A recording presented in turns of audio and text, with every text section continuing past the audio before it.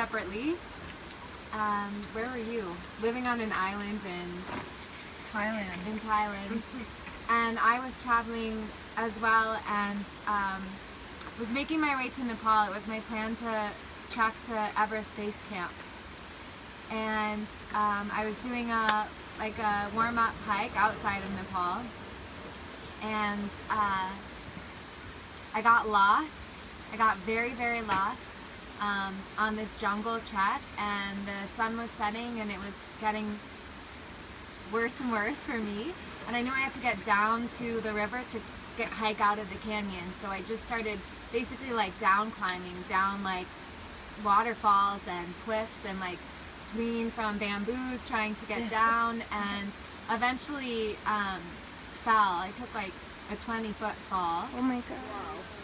And I think yoga saved my life because I fell in like a forward fold and sprained my ankle really, really badly, and some other things happened too. I fell through like a hornet's nest and was hallucinating with bee stings all over my body, and made it to a hospital, and basically was bruised head to toe, like couldn't move for a few weeks.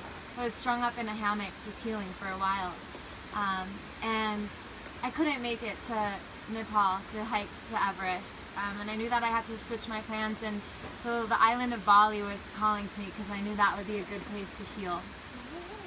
So I get to Bali, and meanwhile, the same day I was supposed to hike to Everest, to the base camp, they had a huge earthquake. And there were some American trekkers that were lost on the trail, never recovered. So I landed in Bali just hobbling and broken and bruised head to toe. Enter. And I also, well, we also went to the same university, Colorado in Boulder, and we were sort of friends in the same friend groups. Knew of each other, wanted to be friends, but never really were friends. And so we had each other's contact, and I also went to Bali in search of healing. Had just ended a 3-year relationship where I realized I had completely closed off my voice. I didn't sing for 3 years. I was recovering from major foot surgery, being in crutches for about 2 years, and really also going through a really hard time, depressed, and wanting to, had an office job for a little bit to save money to travel, and so I went to Bali for healing as well, and we found each other there at the same time, and I ended up staying with you. She came and picked me up on a scooter and swept me off. And we ended up going to Bali Spirit Fest together a couple days, and it was just instant love and soul sister. And so a few years later, I was set to teach a teacher training in Peru, in Cusco, at the Healing House that some of you know of.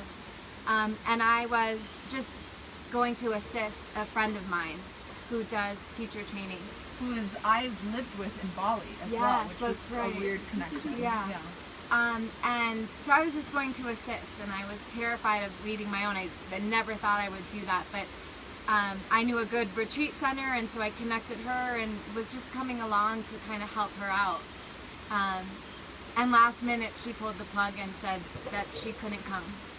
So here I am, like, set to do it on my own. I'd never taught a training before. And I asked Kylie to join me, and we led our first teacher training 2 years ago in Cusco, and never looked back. Since then we've led a few together and a few separately. I lead